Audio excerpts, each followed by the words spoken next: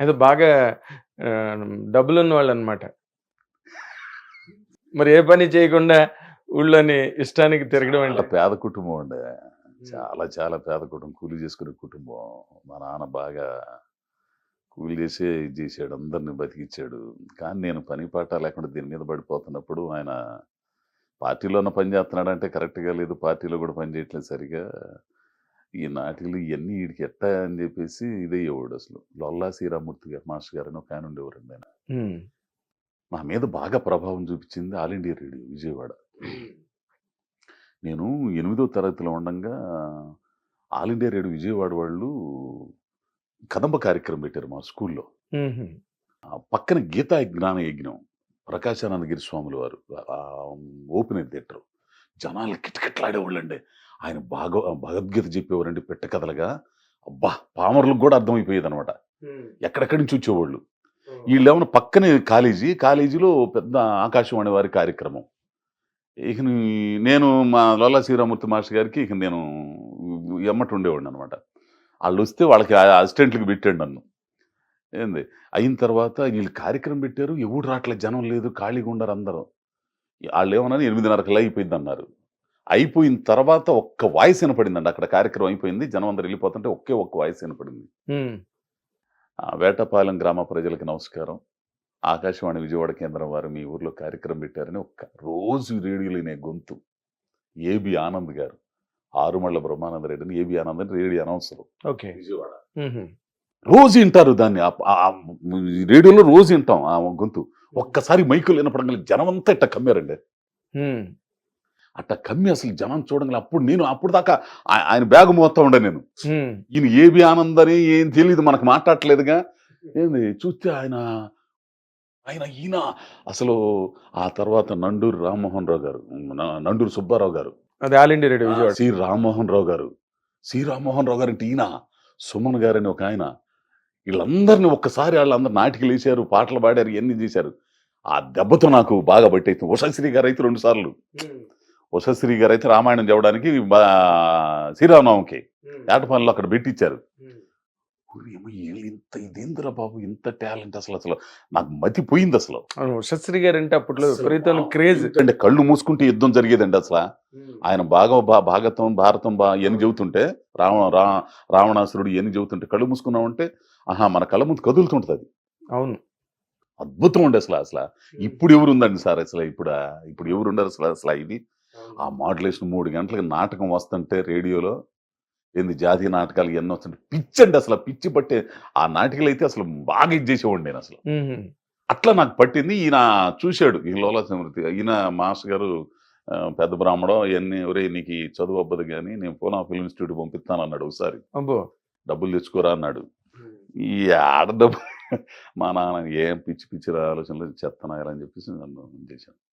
అట్లా ఆయన పాపం కాలేజీలో ఇకను 11 ఇంటర్మీడియేట్ దాకా ప్రతి యానివర్సరీకి కొట్టేవాడిని అసలు. నాటికలు ఇచ్చేవాళ్ళు నా చేత అసలు మామూలుగా ఉండేది కాదు. అసలు అదే ప్రాణం అసలు అన్నం గిన్నం ఉండేది కాదు అసలు. మొత్తం దానికి ఇదయ్యేవాడిననమాట. అట్లా ఇదయ్యేవాడిని. నాటికలు ఇట్లా మరి బేస్ లైఫ్ కూడా ఇంపార్టెంట్. అసలు దాన్ని పట్టించుకోలేదు మీరు. ఆహా! పట్టించుకోలే అసలు. అస్సలు పట్టించుకోలేదు. కానీ నాకు ఉండిందండి. నాకు ఏదో ఒకటి నేను ఆ ఒకటనిపించేది. రేడియో అనౌన్సర్ అయితే అసలు నాటికలు భలేగుంటాయి రేడియోలో. దానికేమైనా పెద్ద చదువు కావాలా? దేవనాగరి లిపి అయన్నీ మనకేమన్నా అంత లేదు మనకి. ఏంది అట్లా తర్వాత అంత నా నా నేనెంత అదృష్టవంతుడినంటే అండి, సిటీ కేబుల్‌లో ప్రోగ్రామ్ డైరెక్టర్‌నయిన తర్వాత ఇదే ఏబీ ఆనంద్ గారి చేత డబ్బింగ్ చెప్పించానండి. అంతకంటే ఇంకేం కావాలి సార్ అదే చిన్నప్పటి నుంచి చూసి ఇన్‌స్పైర్ అయిన మనిషి. ఆయన రిటైర్డ్ అయిపోయిన తర్వాత మానసవరం డౌన్‌లో ఉంటే గణేష్ గారని సిటీ కేబుల్‌లో ఉండేవారు. ఏంది ఆయన "ఒరేయ్! ఇట్లా ఆయన ఏబీ ఆనంద్ గారి నంబరు ఇది వారికి ఫోన్ చేసి నువ్వు డబ్బింగ్‌కొస్తారు. ఫోన్ చేసి చెప్పు." ఏబీ ఆనంద్ గారి నంబరు ఓయమ్మ! ఆ! చెప్పు నాయన అని అనేసరికి ఆయన రావడంతోనే దండం పెట్టేసా కాళ్ళకసల. ఎవరు నాయన అంటే, సార్ ఇట్లా మా ఊరొచ్చారండి. ఆ! లల్లా శ్రీరామూర్తి మాస్టర్ గారు ఎప్పుడూ చానాళ్ళ క్రితం ఇట్లా నేనండి ఇదని. ఓహో! అందరికి రండి సార్ అని చెప్పేసి తీసుకెళ్ళి అట్లా కోకా సంజీవరావు గారు. కోక సంజయ్. అవును. ఏంది ఆయన ఆయన ఆయన గూడా వచ్చి డబ్బింగ్ జెప్పారు. హ్మ్. అదొక భలే ఇదిగా ఉండేదిలెండి అసల. అట్లా నాకు అట్లా ఉండి నాకైతే ఉండేది మీ బొట్టు పెద్దోళ్ళు ఎవరంటే వాయిస్ ఉండాలంటే బాగా అరవాలరా గొంతు ఇదంతా ఇదైందంటే చాలా లోబి పెద్ద పెద్దగా అరిచేవాడిని. డైలాగులు పెద్ద పెద్దగా చెబుతూ అరుస్తుంటే ఈడు పిచ్చి నా కొడుకు అయిపోయాడని పిచ్చి నా కొడుకు అని తిట్టేవాళ్ళు. అయిన తర్వాత ఆకలి అయ్యేది. అక్కడ దోసపాదులు గేసుపాదులు ఉండే ఆ దోసకాయలు కోసుకుని తినేవాడిని అనమాట. మళ్ళీ ఇంటికి పోతే ఆయన మా నాన్న తిడతాడని. ఓకే. ఏంది అట్లా ఈ దోసకాయ పిచ్చోడు అనేవాళ్ళు రకరకాలుగా అనేవాళ్ళు నన్ను. ఓకే. ఏంది అసలు నాకైతే మాత్రం అంటే ఎగతాళి బాగా చేసేవాళ్ళు అండి.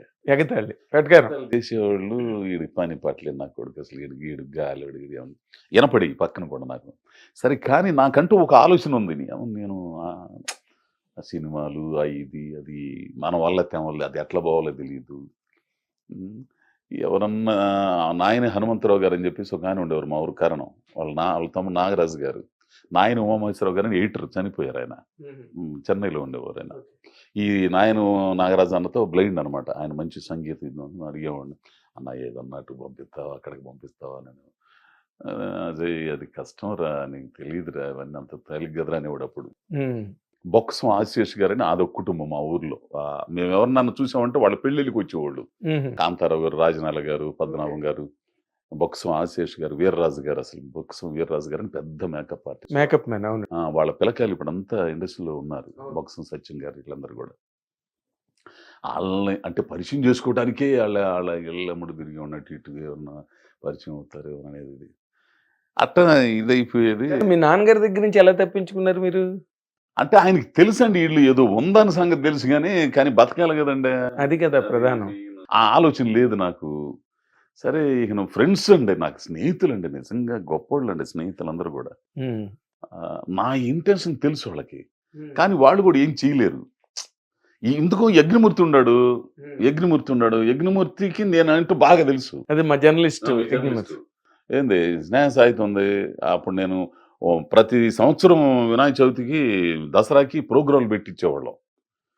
చాలా డ్యాన్స్ బేబీ డ్యాన్స్ పాటలు ఇవన్నీ పెట్టించేవాళ్ళు. అన్ని కండక్ట్ చేసేది నేనే. మా ఆర్థిక వ్యవహారాలన్నీ కూడా మన చూసేవాడు యజ్ఞమూర్తి. ఇట్లా చాలా మంది ఇదయ్యేవాళ్ళం. కానీ నాకు ఎట్లా పోవాలి ఏంది అసలు ఏం అర్థమయ్యేది కాదు. ఆ టైంలో ఇక పెళ్ళన్న చేస్తే ఇదవుతాడు అనుకుని పెళ్లి చేసేసారు. ఇక అప్పటి నుంచి తెలిసిన రూపాయి ఆకలి, దీని మరి రూపాయి కావాలా, ఇది ఏందిరా డబ్బులు అవసరం ఇప్పుడు ఏం అర్థం అయ్యేది కాదు అసలు. ఎలా సంపాదించాలా, డబ్బులు సంపాదించాలి కదా. ఏంది ఈ అమ్మాయి వచ్చిన అమ్మాయి కూడా పాపం మంచి అమ్మాయి. ఏంది ఏం అర్థం వీళ్ళందరూ ఒరే ఎట్టయితే కష్టం అని చెప్పేసి ఒంగోలులో కిళ్ళి బొంకు పెట్టించారు నా చేత. ప్రకాశం భవనం పక్కన సాయిబాబా టిఫిన్ సెంటర్ సుబ్బారావు అనే ఉండేవాడు. ఆయన వాళ్ళ ఒంగోలు ఫ్రెండ్స్ అయితే మా వాడు పెట్టుకుంటాడంటే గొడుగు పెట్టుకుని బల్ల వేసుకుని కిళ్ళి కట్టుకునేవాడిని సిగరెట్లు అమ్ముకుంటా. హిట్ టీవీ యాప్, ఇందులో short news, live news, entertainment shows, movies, digital magazines తో పాటు మీ జిల్లా వార్తలను కూడా ఫ్రీగా చూడొచ్చు. ఇంకెందుకు ఆలస్యం, వెంటనే హిట్ టీవీ యాప్ ని డౌన్లోడ్ చేసుకుని ఫ్రీగా ఎంటర్టైన్మెంట్ పొందండి. Hit TV app.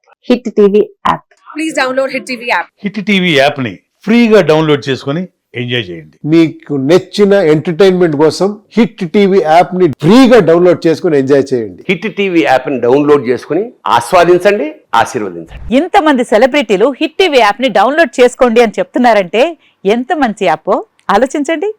America America America అమెరికాలో చదవాలనుకునే వాళ్ళకి విశ్వసనీయమైన పేరు మన శౌర్య కన్సల్టెన్సీ.